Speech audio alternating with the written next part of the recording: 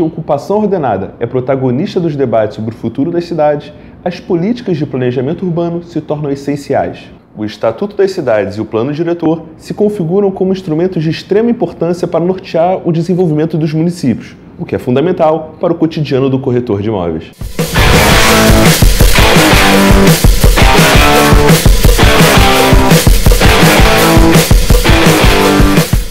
Para abordar esse tema tão importante, recebemos no programa de hoje o gestor público Adenil Costa. Obrigado pela presença, é um prazer recebê-lo aqui na TV Cresce Rio, Adenil. Prazer todo meu, eu quero agradecer ao Cresce pela oportunidade que está dando a gente para falar um pouquinho sobre um tema muito importante, que é a questão da legislação e o Estatuto da Cidade. E isso é muito importante para os nossos corretores e corretoras que estão atuando não só no estado do Rio de Janeiro, mas como também para os corretores que atuam em todo o Brasil. Inicialmente, destaca para a gente por que é tão importante o corretor de imóveis conhecer bem o planejamento urbano de seus municípios de atuação. Eu acho que o corretor de imóvel está muito acostumado a se aculturar mais dos produtos, mas eu acho que é de fundamental importância o corretor de imóvel se aculturar da legislação. A legislação da cidade, do bairro, de um conjunto de bairro e principalmente da área onde ele atua. Porque com isso ele vai ter uma informação mais precisa tanto para o cliente que é o construtor, o cliente que é incorporador, ou para o cidadão comum que vai comprar um lote ou que vai comprar uma casa, um apartamento ou até mesmo uma loja. Porque quando você se acultura da legislação, você vai dizer para esse cliente, dependendo do perfil dele, o que pode e o que não pode naquele bairro, ou naquele conjunto de bairro, ou numa mesorregião. Você está entendendo como é que a importância de se conhecer a legislação? E a legislação ela vai dizer qual é o afastamento das laterais, qual é a largura mínima de um terreno, o gabarito, que é a altura do prédio, qual é a taxa de ocupação daquele terreno, qual é a caixa da rua, enfim, se pode ser uma área mista, que é comércio, residência e indústria, ou se é uma área estritamente residencial. Então eu acho que o corretor hoje, no mundo que nós estamos vivendo, com o advento da internet, ele precisa se qualificar. Eu acho que o Cresce tem feito um papel muito interessante na questão da capacitação dos corretores, que vem dando um norte para que os corretores se aculturem de tudo, dentro da cidade onde ele atua como um consultor imobiliário. No ano de 2001, o Estatuto das Cidades foi aprovado.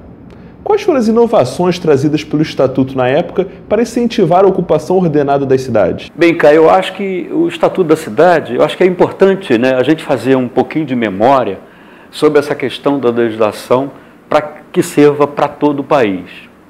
A Constituição de 88, que eu acho que foi uma Constituição mais cidadã, coloca dentro da lei, coloca o artigo 182 e o artigo 183. O artigo 182 ele fala sobre o desenvolvimento urbano de todo o país.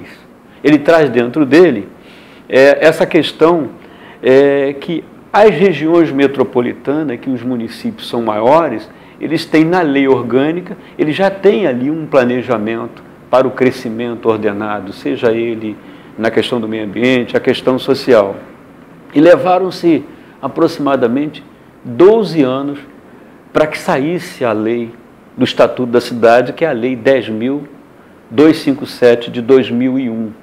E no artigo 41 dessa lei, ele define que todos os municípios a nível nacional, eles são obrigados a ter um plano diretor. Todo município com mais de 20 mil habitantes são obrigados a ter um plano diretor. E os municípios com menos de 20 mil habitantes, que estão nas áreas de região metropolitana, também são obrigados a ter o plano diretor. E o plano diretor, ele vale para todo o município. Ele que dá o norte para o crescimento econômico e social daquela cidade.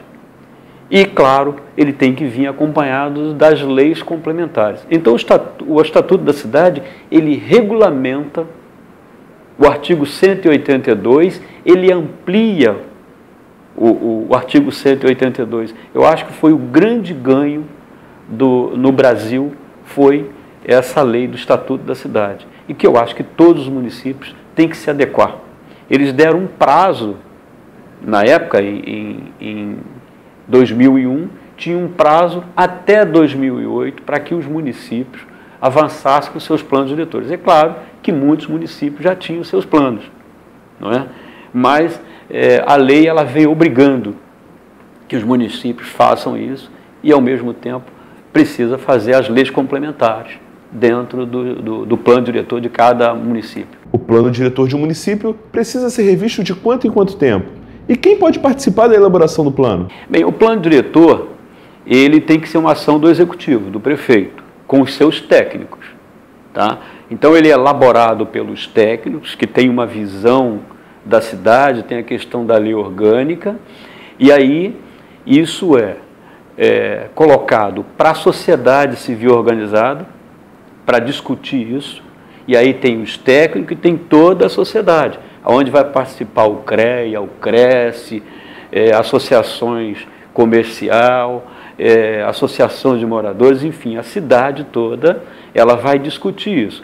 Após as audiências públicas, o prefeito prepara a mensagem, encaminha à Câmara de Vereadores, que vai avaliar, e os vereadores vão criar as emendas, porque os vereadores, eles têm as suas bases, então têm os interesses, né, na região onde ele atua politicamente, e essa é a forma que se trabalha um plano diretor. Então toda a sociedade ela tem que estar envolvida para que ele seja um plano participativo, porque ele é que vai determinar o crescimento naquele município, é global para o município e tem que vir acompanhado dos seus instrumentos, que eu vou falar um pouquinho mais lá na frente, quais são os instrumentos importantes para que uma cidade se desenvolva atuando em todas as áreas. Tá? E o plano diretor, ele tem um prazo para ser revisto de 10 anos, mas ele tem que ser avaliado de 5 em 5 anos. Então, de 10 em 10 anos, ele é avaliado, é discutido novamente, encaminha para a Câmara de Vereador para votar. Foi o que aconteceu no Rio de Janeiro, que em 2011 foi revisto o PEU do Rio de Janeiro. Mas ele não pode ser estático, ele tem que ser dinâmico. Então, uma lei complementar pode pegar um artigo do plano diretor e regulamentar esse artigo. Então eu acho que ele é dinâmico, ele não é estático, mas é de 10 em 10 anos essa questão da revisão. Quando a função social de uma propriedade não é cumprida, quais as ações estão previstas no Estatuto das Cidades em relação ao titular do imóvel ou do terreno? Bem, cada município ele tem a sua legislação seguindo rigorosamente aquilo que está no Estatuto da Cidade. E uma das coisas que eu acho que tem punição é no caso de você ter terra e aquela terra fica parada. E aí é a questão do IPTU progressivo. Mas tem, entre outros, mas eu acho que essa ideia do IPTU progressivo eu acho que é a melhor coisa.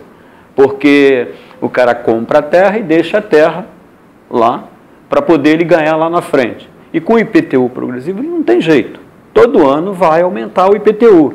E isso eu acho que não tem como ter uma anistia para isso. Então eu acho que hoje em dia as pessoas vão ter que tornar as terras mais produtivas, porque senão vai ser penalizado. E aí cabe ao gestor público, ao prefeito e às secretarias atuar forte em cima disso aí para que a gente possa ter uma cidade com crescimento econômico desde que controlado, entendeu? Adenil, de acordo com o plano diretor da cidade do Rio de Janeiro, quais são as regiões que mais apresentam possibilidades de crescimento? Quando você tem uma lei maior, no caso do plano diretor, e você tem os instrumentos, você vai pegar a cidade e você vai avaliar a cidade como um todo.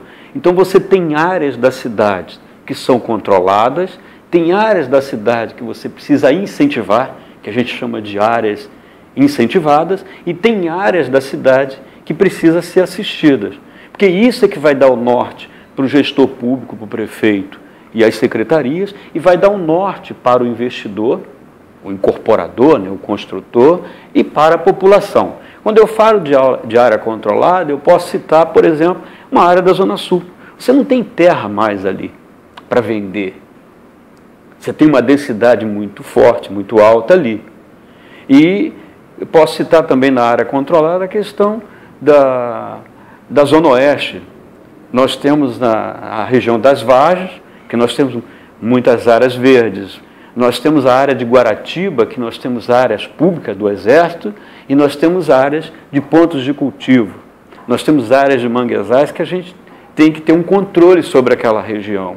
E as áreas incentivadas, um exemplo muito simples de uma área incentivada. Se nós pegarmos o corredor da Avenida Brasil, da Gamboa até o Jardim América, até o início da década de 70, nós tínhamos muitos prédios comerciais ali, e que essas empresas elas foram indo embora.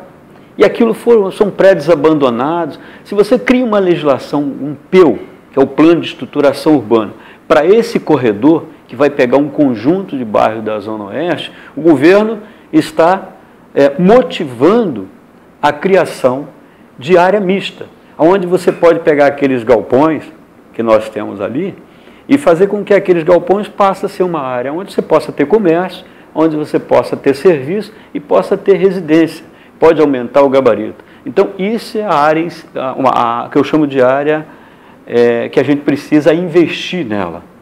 E as áreas assistidas, eu posso citar de Campo Grande para cima, até Santa Cruz, posso até colocar um pouquinho de Guaratiba. Se você pegar o corredor da Avenida Brasil, de Campo Grande até o Parque Industrial de Santa Cruz, você precisa ter uma legislação que é um corredor muito interessante e que tem muitas áreas vazias. Se você pegar uma área do corredor da Avenida Brasil, ali na Carobinha, as pessoas não conhecem bem, mas se você pegar aquela área ali, é uma área que tem que ser assistida, porque você tem muita terra, você tem comunidades mais carentes, mas você tem uma falta de equipamento público muito grande. Por exemplo, você tem que rever a questão do transporte, você tem que investir em escolas, você tem que investir em equipamentos de cultura para que ela seja uma região atrativa. A mesma coisa acontece em Santa Cruz. Se a gente observar o corredor da Avenida Brasil, tem muitas áreas ali que já entraram em investimento, mas não tem uma legislação. A legislação é uma legislação de 1976. Então, muitas empresas de logísticas estão entrando naquele corredor ali, de diversos segmentos. Está entrando shopping, estão querendo entrar com universidades, conjuntos habitacionais de médio e alto padrão, mas precisa mexer na legislação. Então, eu acho que uma legislação é de fundamental importância para o crescimento de um bairro ou de um conjunto de bairros. Bem, dando continuidade a essa questão da Zona Oeste, no início da década de 70, com a criação dos parques industriais na Zona Oeste, que foi o de Campo Grande e o de Santa Cruz, a gente observou que, por ter muitas terras, a correnteza do rio corria muito forte na direção da Zona Oeste. E Santa Cruz hoje é a opção do crescimento do Rio de Janeiro em função de ter o maior parque, o maior distrito industrial da cidade do Rio de Janeiro está ali, por estar próximo do porto de Itaguaí e pela proximidade com o arco rodoviária que liga a Rio Santos até Itaboraí, onde está sendo construído o Comperj, que é o polo petroquímico do Rio de Janeiro, da cidade do Rio de Janeiro. Então, eu acho que nós temos que ter um olhar diferenciado para Santa Cruz com relação a esse crescimento. E esse crescimento, Caio, ele tem que vir com um ordenamento muito forte. E a gente tem que privilegiar todos os segmentos da sociedade daquela região. Eu falo de Santa Cruz e adjacência. Então, eu acho que o PEU de Santa Cruz é de fundamental importância, não só para aquele bairro, mas para nós que somos corretores de imóveis e que vamos atuar muito forte naquela região e para as grandes empresas que vão entrar ali, com certeza. Para finalizar, deixa um recado para o corretor de imóveis que está nos assistindo nesse momento. O recado que eu quero deixar para os meus parceiros corretores e corretoras de imóveis é que a gente está vivendo um momento difícil, não só no nosso segmento do ramo imobiliário, que eu considero uma das maiores cadeias produtivas do Brasil, é a construção civil. E a gente está vivendo um momento muito difícil. Eu acho que a gente precisa se capacitar. A partir do momento que o corretor ele se qualifica, vai ser um instrumento a mais que ele vai ter para brigar num mercado tão difícil como está sendo o nosso mercado. Mas ele precisa também de tudo aquilo que ele for fruto do trabalho dele, eu acho que ele tem que tirar pelo menos 10% e guardar, porque a gente pode estar vendendo muito num mês e pode ficar 2 ou 3 meses sem vender. Eu acho que isso que é a grande sacada do corretor é essa. Ele ter um planejamento daquilo que ele está faturando com o seu trabalho, com relação ao dia a dia. Acho que esse era o recado que eu queria deixar para os nossos corretores, e dizer para eles não desistir, porque eu tenho certeza que a crise vai passar e os preços vão voltar para um valor melhor no mercado. E isso é que vai nos ajudar no futuro. Obrigado pela presença e pelas informações passadas neste programa, Denil. Eu acho que é de fundamental importância para o corretor. A gente está vivendo um momento difícil no Brasil, mas eu acho que quando a gente constrói uma legislação forte, a gente pode mudar a história de um bairro, a história de uma cidade, podemos até mudar a história do país, desde que tenha a participação da população, da sociedade civil organizada. Corretor de imóveis, acesse a TV Cresce Rio e fique por dentro de outros vídeos relevantes para o seu cotidiano profissional. E não deixe de indicar o nosso canal para aquele seu amigo que ainda não conhece a TV Cresce Rio. Um grande abraço e até a próxima.